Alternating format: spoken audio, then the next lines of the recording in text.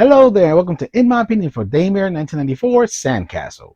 You control a pretty smart soldier named Reyes, who's part of a special private military group named Hades that works for Hexacore. One day, chilling in her room, she gets a call up from Reddick, who gives her a little update saying they're ready to roll out, and they have to meet up with their superior, Foster. Reyes gives up and gets a debriefing about the situation that has happened in the base at Area 51. The team shows up only to find it extremely quiet. Reyes then gets separated from her team, and as she gets deeper in, she's noticing all the dead bodies laying around, eventually running into some horrifying creatures. Now it's up to her to find her teammates and figure out what the hell is going on. You'll probably hear this more than once, but this game improved in this department. The story is not anything mind-blowing, but it felt better structured, and most importantly, I actually cared about what happened to our lead. She's likable, and we actually get to know more about her life as we play. The other two characters are okay, and fit their role well, and even though Radek comes off like a dick, you get to understand why. Let's put it this way, after Daymare 1998, I was meh on the continuation with the characters, while 1994 makes me look forward to the next entry when it comes to the characters. Also, another improvement is now when you find files that help expand on the story, you can actually read them in-game, instead of having to go online to some webpage. This is a third-person horror game with you blasting these strange monsters you run into, and solving some puzzles. The weapons at your disposal are your handy-dandy assault rifle and your shotgun.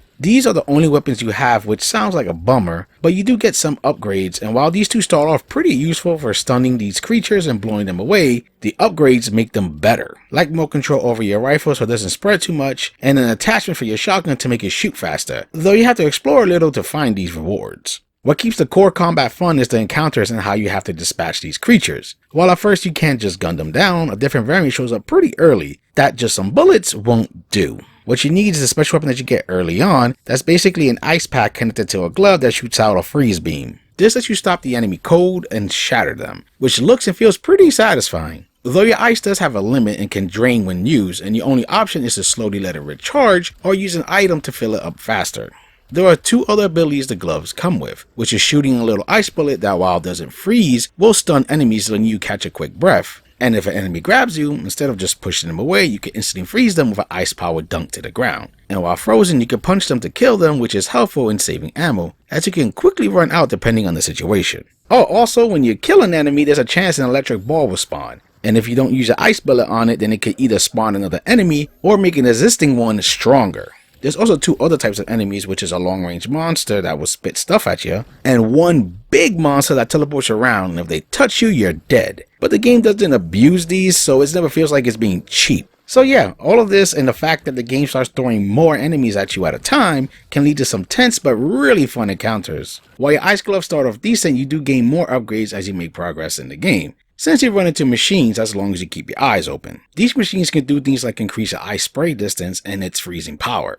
As you go in further into the game, more power-ups will be added to the machine, like ice mines and the ability to shoot ice cluster bombs. And there are enough machines to fully upgrade your ice glove, as long as you don't miss one. Like I mentioned, there are puzzles in the game, and it's a little mix of stuff like moving icons around, and there's even some that are environmental, like reading a file, using your ice glove, or looking around at your surroundings to find a code to open a door, which can contain goodies like health, ice, and ammo pickups. It can even lead to one of those ice glove upgrade machines. There's also lockers that have a hacking minigame, which needs you to move rows of numbers around to line up to the correct combination. Some of these puzzles are pretty easy, while others take some tinkering to figure out. I specifically don't like the moving icons around, since I just don't like those type of puzzles that turning this thing will move this, but you gotta be careful as it may move this as well. These just bore and frustrate me sometimes. The lockers are pretty easy when you first run into them, but the ones later on can get insane at times, since you start adding viruses that can reset your code, and not to mention you're timed, and if you fail 3 times you're locked out. So it's best to find your nearest save point, and there's a pretty decent amount of those, as these lockers contain goodies, some being weapon parts.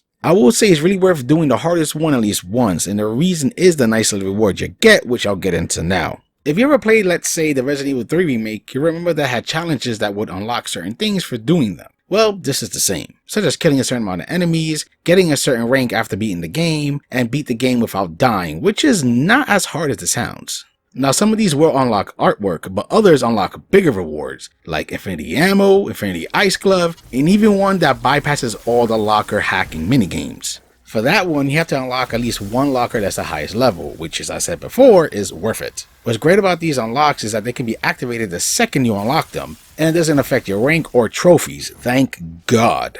There are also collectibles in the game in the form of stuff that you can scan that gives you more world info, and alien bobbleheads that unlock an alien coin that references stuff like the Predator, which can be inserted in a toy UFO in the main menu for a cute little surprise. The game is pretty lenient when it comes to finding these two things, as it tells you the amount of them in the chapter you're in, and they usually give off a clue like a little sound if they're near. There is no chapter select, so if you miss anything, you must run through the game again. Last thing I have to mention is that this game has an awful final boss fight. It's not really a fight, but more of a you're trying to escape from the boss, and if you get caught, you're sent back to the starting area before you met the boss, and you have to do it again. I was stuck here for a while, and it was indeed the only sour spot in my playthrough. I won't show you cause spoilers, but my god did I fucking hate it. I think this game's visuals are a vast improvement over the last Daymare game. While I do miss the town environment, this base ain't bad either, especially as you dive deeper and find more than just some offices and labs. I also think the character models improved as well, mainly with Reyes, as she looks great and doesn't look off. Though I can't say the same about her two teammates, who can look a little saturated and sometimes like they got faded lipstick on. The creatures fare better, and while there's not a huge variety of them, it didn't hamper my experience or stop that they are in fact creepy looking. The atmosphere is also well done, which is key for a horror game like this, and it even gives you some quiet time letting you get that false sense of security. The voice acting this time around was another improvement, with our lead being the best of the bunch. There was only one bug I ran into at the very end of the game, where I got stuck on an elevator, and this is after you beat the final boss. Thankfully the game autosaves right after the boss, so I was able to load and not have to do that shitty boss all over again. Besides that, the game ran smooth and no stretchy neck situations. Hours to figure it out. They must have pulled out all the stops. Let me guess. Are we leaving? Damn straight. Get your ass off that chair. Foster's orders. It's effective immediately, and you do not want to keep him waiting.